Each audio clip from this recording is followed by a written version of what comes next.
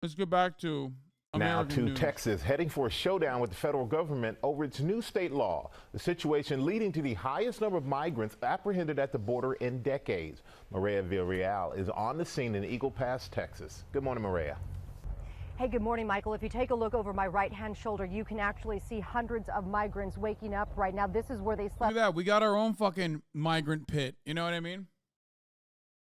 Yeah, when you look at images like this, you know, it puts the Israeli treatment of Palestinians in the perspective a little bit.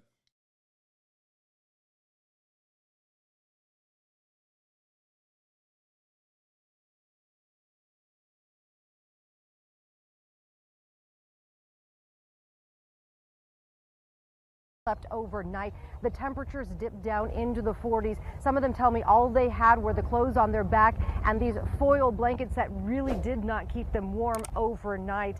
Right now, CBP agents are telling me they are absolutely overwhelmed by situations like this. This morning, U.S. Customs and Border Protection facing a record number of migrant encounters, including 11,000 apprehensions Monday, the highest single-day total in at least 20 years. Drone footage showing hundreds lining up in Eagle Pass, Texas, some migrants seen with emergency blankets as they brave the winter elements. This comes as civil rights groups mount a legal challenge to Texas Bill SB 4, signed into law by Governor Greg Abbott, which gives state officials the right to arrest, prosecute, and deport anyone illegally crossing the U.S.-Mexico border into Texas. Critics say it will lead to racial discrimination. It will impact our communities. It will impact our community safety. It will separate families.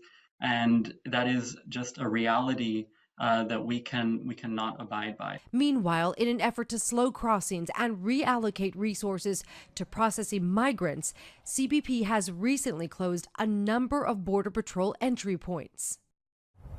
Congress is set to leave for a holiday break in just a few days, and they have not made any sort of compromise on funding for border security, leaving people here on the ground, the agents and the local leaders, to really have.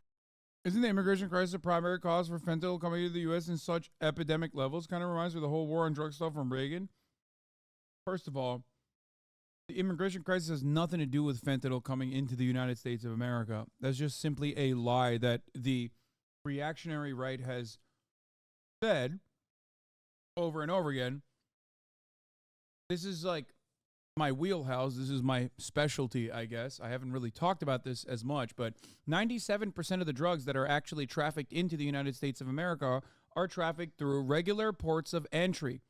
They are trafficked not by undocumented citizens, but as a matter of fact, documented American citizens that are crossing the border with their vehicles. Okay? That's it. That's where this shit comes from. The idea that it's like abuelas who are crossing the border that are like fucking sneaking. It's 97%.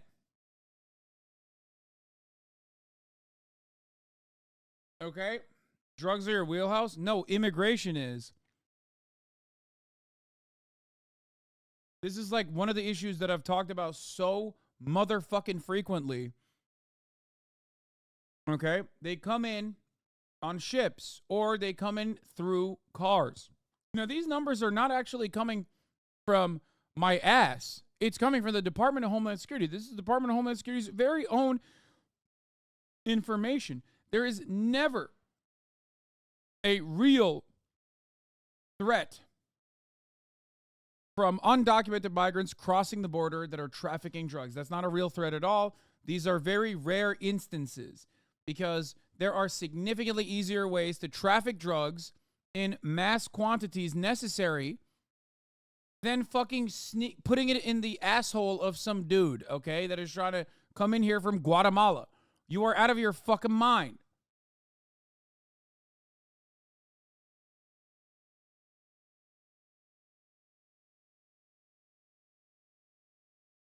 So, that's something that you need to understand. The actual truth of the matter is that fentanyl is not happening with like undocumented migrants. That's not what's going on at all. The other thing The other thing that you have to remember is that the majority, and this number changes, the percentage changes, but at least I believe like back a couple of years prior, I think the majority of the undocumented immigrants living on U.S. soil were simply visa overstayers, and they flew in. They didn't fucking sneak in through the border. But you only hear about the people, the scary brown people sneaking through the border. A lot of these scary brown people sneaking through the border are actually also completely well within their legal rights to do this. Because these aren't just people sneaking through the border and trying to invade America. These are asylum seekers. Okay? And they have a right to be able to seek asylum in the United States of America. It is not only moral, but it is also legal. And in order to seek asylum in the United States of America, you have to step foot into the United States of America. That's how this works.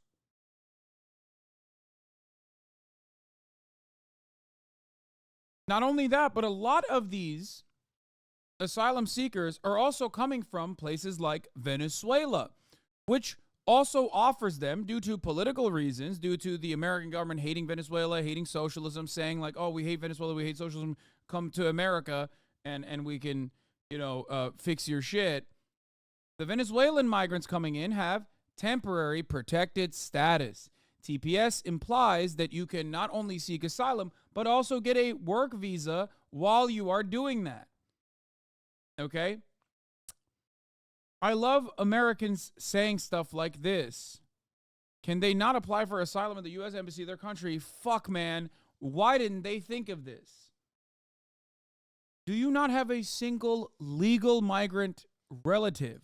Do you know how fucking difficult that shit is, even for those who have American citizens in their immediate family? Chain migration is already difficult. That's what it's called.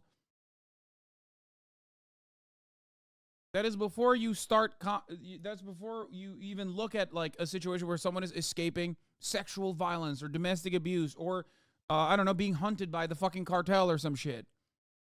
Why didn't they just simply go and apply for asylum at the American Embassy is crazy. It's also expensive.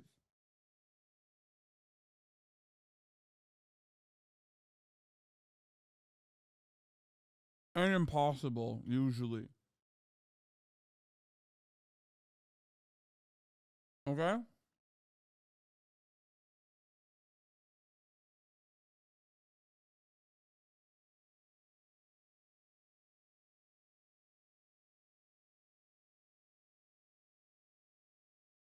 So,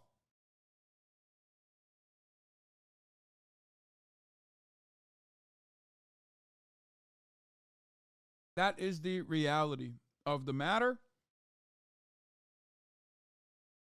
Migrants, asylum seekers, refugees, anyone that wants to come into the United States of America should have an incredibly easy and expedient process to do so.